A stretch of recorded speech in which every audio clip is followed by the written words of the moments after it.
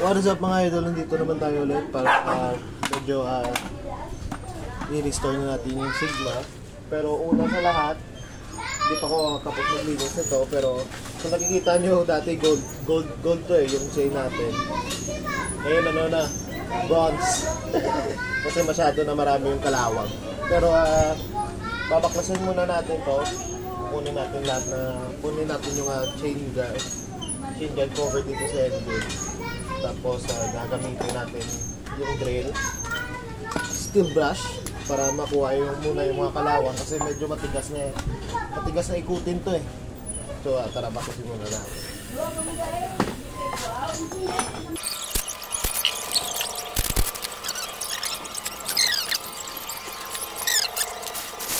So yun nga pala guys, sa mga gustong malaman kung paano magbaba ng makina ng Sigma, ito lang muna yung kunin nyo. Yung unang kunin nyo is yung mga wirings para medyo libre na kayo sa sa mga nakakabit sa Sigma.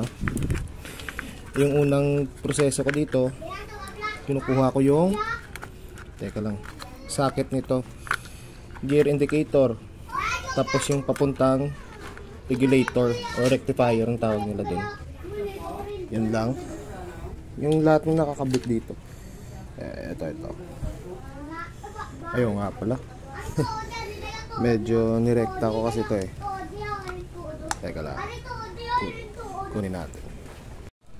So ayan yan yung papuntang sa ano nga tawag dun, yung sa magneto, nakalimutan ko.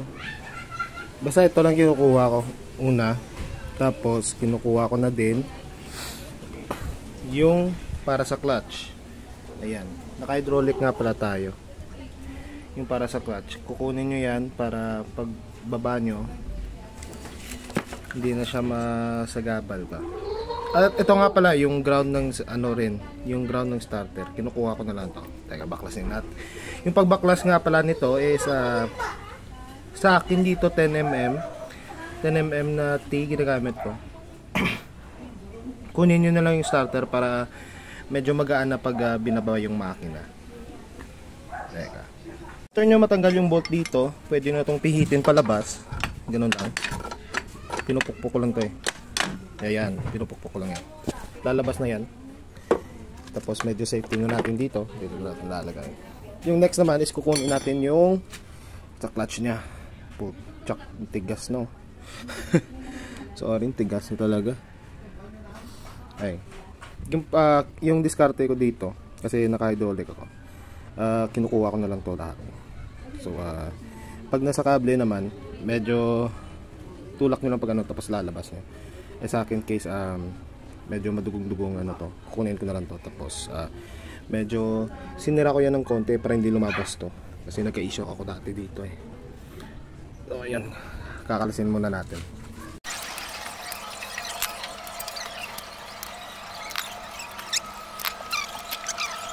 Next step ko is kukunin ko muna yung tambucho, yung elbow. 12mm yung sa akin, ewan ko sa inyo, pero usually standard sa Sigma 12mm dito. So kalasin muna natin.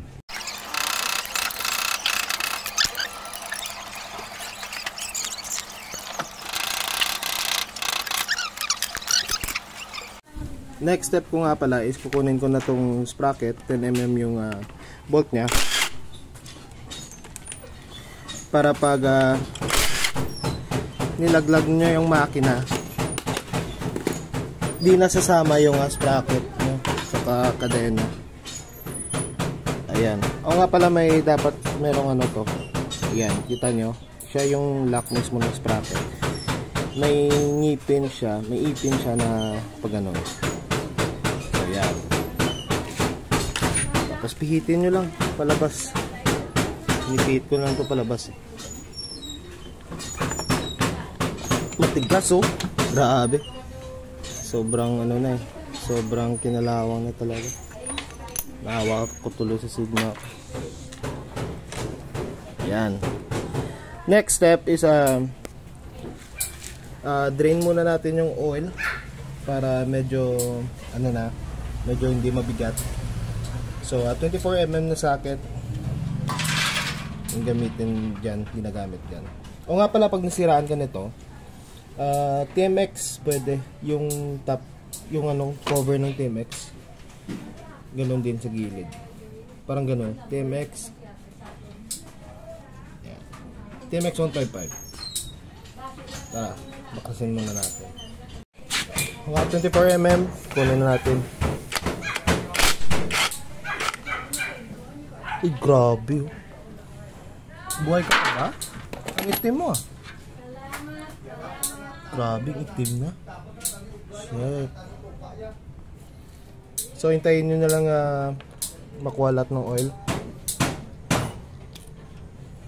Grabe. Naawa talaga ako sa Sigma ko. Shit. Ano?